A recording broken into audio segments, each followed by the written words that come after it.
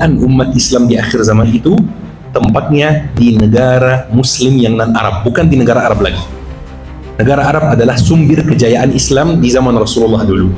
Tapi di akhir zaman bukan negara Arab lagi. Di akhir zaman adalah negara Muslim yang non-Arab. Indonesia, Malaysia, Brunei, Afghanistan, Turki. Itu adalah sumber kejayaan Islam di akhir zaman, insyaAllah. Kita, alhamdulillah wa syukurillah, di awal kajian ini saya mengingatkan diri sendiri dan mengingatkan Bapak Ibu untuk meluruskan niat lillahi ta'ala. Ada satu hadis Bapak Ibu disebutkan dalam kitab Arba'un Nawawiyah atau Arba'in Nawawiyah karya Imam Nawawi. Hadis ini hadis nomor 1. Hadisnya dinilai oleh para ulama sebagai sepertiga agama.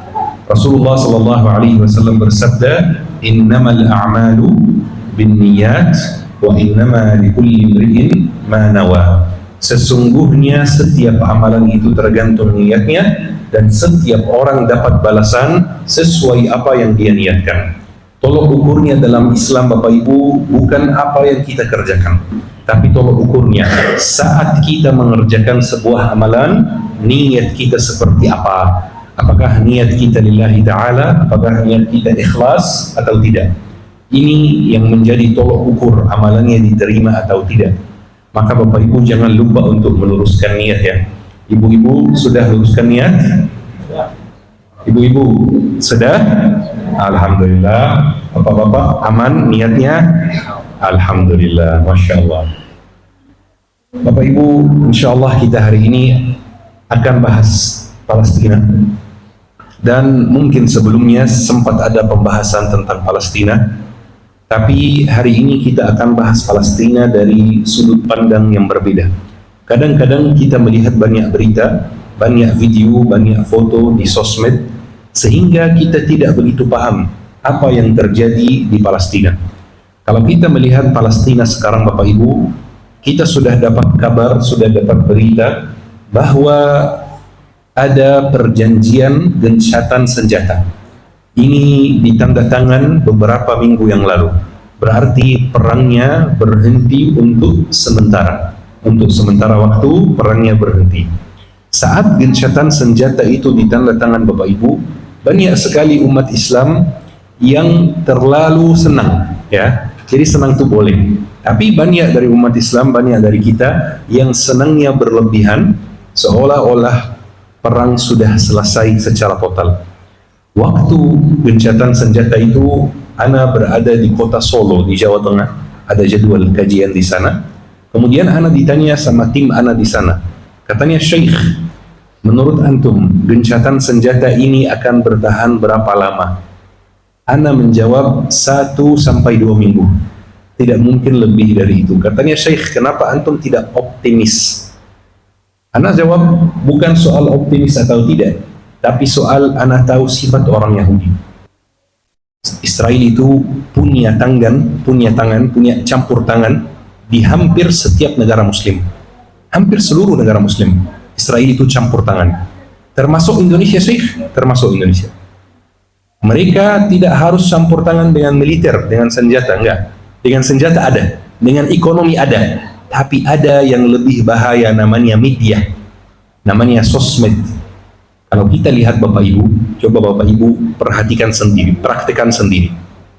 Kalau pergi ke Cina, pergi ke Amerika, pergi ke Israel, Bapak Ibu buka TikTok, kontennya berbeda, kontennya lebih bermanfaat, kontennya lebih bermutu, kontennya edukasi.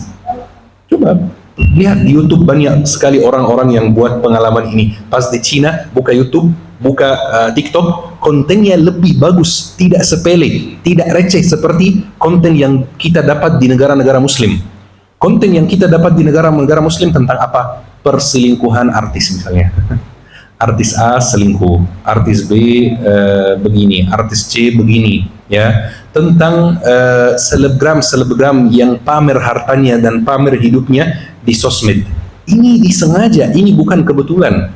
Kita diberi konten yang, mohon maaf sekali, Ana tidak suka menggunakan kata-kata yang buruk, tapi kita diberi konten sampah. Dan mereka menerima konten edukasi, konten yang baik, konten yang membangun. dan mereka memberi kita konten yang menghancurkan, menampilkan konten yang tidak baik.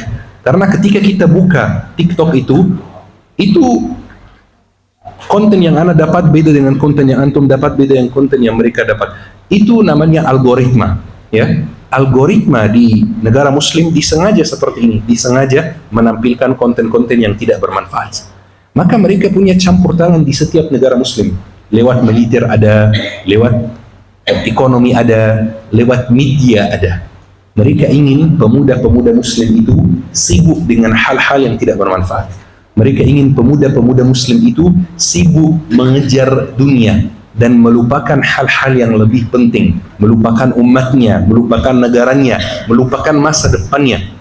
Kalau kita lihat Bapak Ibu, sekarang banyak sekali dari kita yang siap scroll berjam-jam di TikTok dan IG. Tapi kadang-kadang baca Al-Quran 15 menit per hari berat di hatinya. Kadang-kadang hadir kajian 1 jam saja berat di hati, tidak bisa dilaksanakan. Itu rencana mereka. Seperti itu rencana mereka.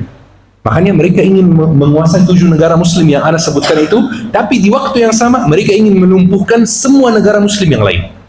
Jadi kuasai secara militer 7 ini saja. Tapi di waktu yang sama mereka kuasai secara media semua negara muslim. Dan kita lihat sekarang di Sudan, Bapak Ibu dapat berita nggak tentang perang Sudan? Ya, dapat beritanya. Sudan sekarang, Sudan itu negara muslim, negara Arab yang sangat kaya, sangat-sangat kaya. Sudan itu negara Afrika paling kaya. Pertambangan emas paling besar di dunia, di Afrika itu ada di Sudan, bukan di dunia, di Afrika. Itu ada di Sudan. Ada penelitian yang menunjukkan saking suburnya tanah Sudan itu, kalau seluruh tanah Sudan itu ditanam, maka hasil panennya cukup buat benua Afrika. Itu saking besarnya, saking suburnya, saking kayanya negara Sudan. Negara Sudan itu sekarang ada perang yang sangat parah. Perang yang mirip dengan perang Gaza itu. Jumlah orang Sudan yang mati syahid di perang yang kemarin itu mendekati juga 35.000. Bayangkan, perang ini kalau kita telusuri latar belakangnya, masih ada campur tangan Zionis. Masih ada campur tangan Zionis. Ada satu negara Arab yang mendukung pemberontak yang di Sudan itu, yang namanya RSF itu. Negara Arab tersebut mendukung mereka dengan senjata, mendukung mereka dengan uang, dan di belakang negara Arab tersebut ada Israel. Maka mereka menghancurkan negeri muslim satu-satu. Dan Ana mau sampaikan satu hal juga Bapak Ibu. Negara Palestina itu adalah negara yang dikhianati oleh saudaranya sendiri. Dikhianati oleh saudaranya sendiri. Kalau kita lihat sekarang 2 tahun perang, kok perbatasan Mesir dan Palestina nggak dibuka? Palestina dikhianati oleh saudaranya sendiri. Mesir adalah saudara Palestina. Mesir mengkhianati Palestina. Kalau kita lihat jarak antara Arab Saudi dan Palestina itu tidak jauh sama sekali. Kita lihat hampir setiap minggu itu ada konser di Arab Saudi yang artisnya artis-artis barat yang hampir tidak berpakaian, ya, yang dimana konser-konser tersebut dibiayai dengan puluhan juta US dollar. Terus saudara kita di Palestina bagaimana? Kok tidak dibantu? Kok tidak diberi senjata? Kok tidak didukung? Palestina adalah negara yang dikhianati oleh saudaranya sendiri. Mungkin Bapak Ibu kaget kan, Syekh orang Mesir? Iya, saya orang Mesir, tapi saya menyampaikan kebenaran, ya. Saya nggak mungkin memihak kebatilan, saya menyampaikan kebenaran. Maka kalau kita lihat sekarang, negara Muslim, negara Arab mengkhianati Palestina. Palestina berjuang, benar-benar berjuang sendiri, paling didukung oleh beberapa negara, mungkin Yaman, mungkin Iran dan lain-lain. Tapi negara yang paling dekat yang merupakan saudara kandung seperti Mesir, seperti Arab Saudi, itu mengkhianati dan meninggalkan Palestina sendirian. Tapi alhamdulillah kalau kita lihat di Indonesia, support terhadap Palestina itu luar biasa. Alhamdulillah. Kalau kita melihat di Indonesia, ghirah gitu ya, dan semangat warga terhadap Palestina itu luar biasa, Masya Allah. Banyak sekali bantuan yang jumlahnya sangat banyak yang keluar dari Indonesia ke Palestina, padahal Arab Saudi lebih kaya, ya. Tapi Indonesia bantuannya paling besar. Alhamdulillah. Makanya ana yakin Bapak Ibu, kejayaan umat Islam di akhir zaman itu tempatnya di negara Muslim yang non Arab, bukan di negara Arab lagi. Negara Arab adalah sumber kejayaan Islam di zaman Rasulullah dulu. Tapi di akhir zaman bukan negara Arab lagi. Di akhir zaman adalah negara Muslim yang non-Arab. Indonesia, Malaysia, Brunei, Afghanistan, Turki. Itu adalah sumber kejayaan Islam di akhir zaman, insya Allah. Maka Bapak Ibu yang dirahmati oleh Allah Subhanahu wa taala, dua tujuan yang kita bahas hari ini bersama. Yang pertama adalah menghancurkan Masjid Al-Aqsa, yang kedua adalah membentuk negara Israel Raya dan melumpuhkan, mengganggu, merugikan negara Muslim lainnya. Baik, apa yang kita bisa lakukan Bapak Ibu? Apa yang kita bisa lakukan? Apa yang kita bisa laksanakan? Sebelum Ana sampaikan apa yang kita bisa laksanakan, Ana mau menyampaikan satu informasi dulu. Bapak Ibu, sudah jelas di depan mata kita bahwa kita ini sudah di akhir zaman. Itu sudah tidak butuh penjelasan lagi, sudah sangat jelas.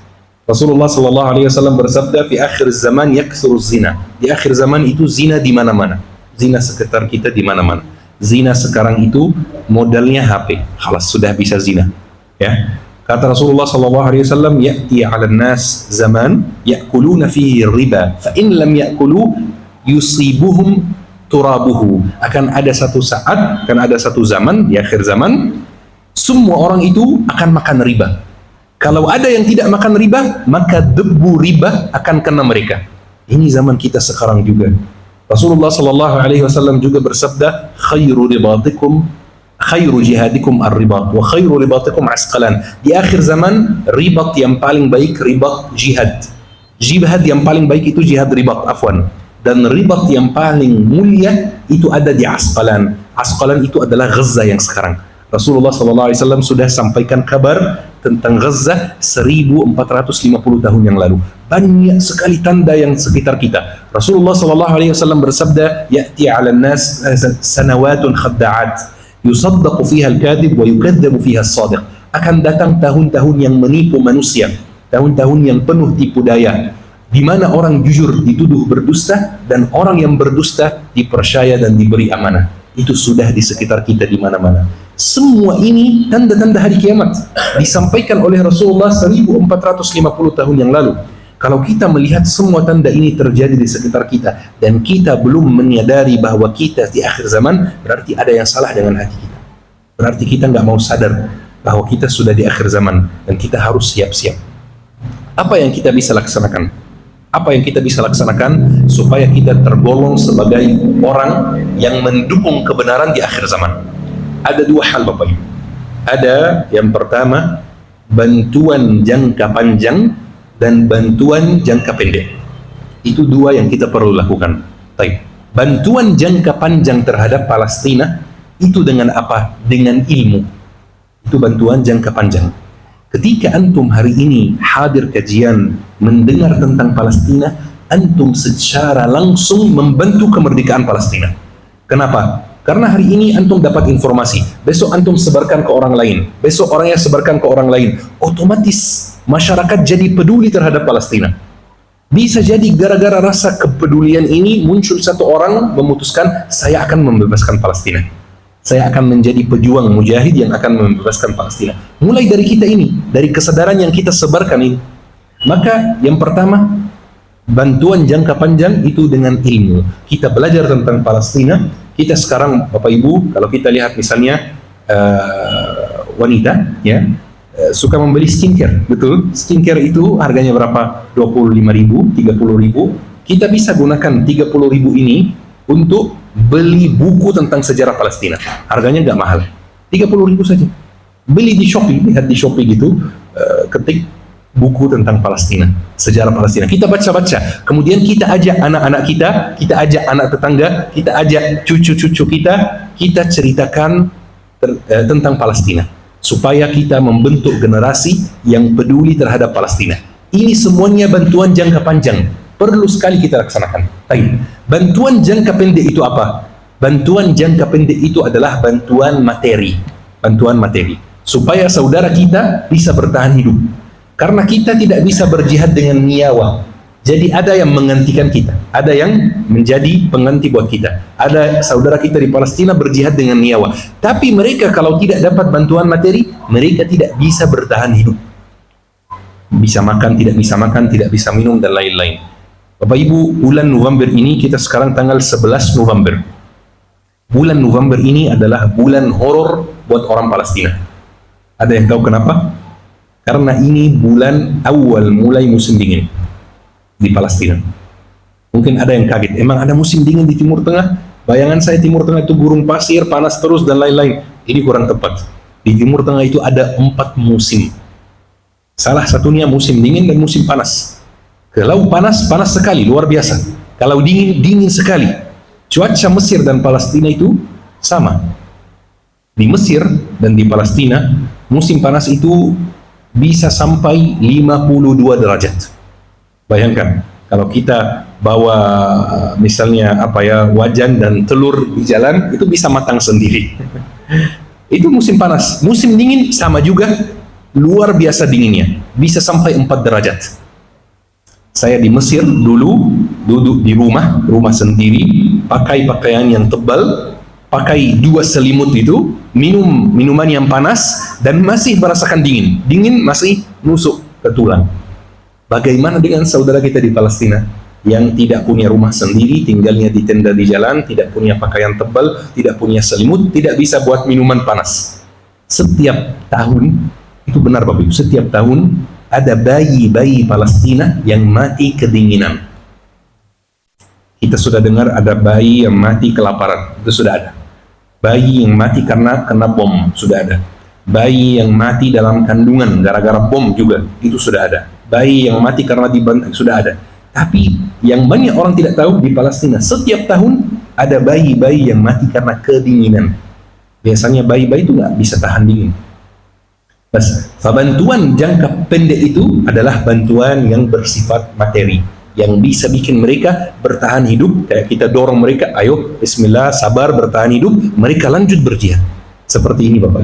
Bantuan jangka panjang, bantuan jangka pendek.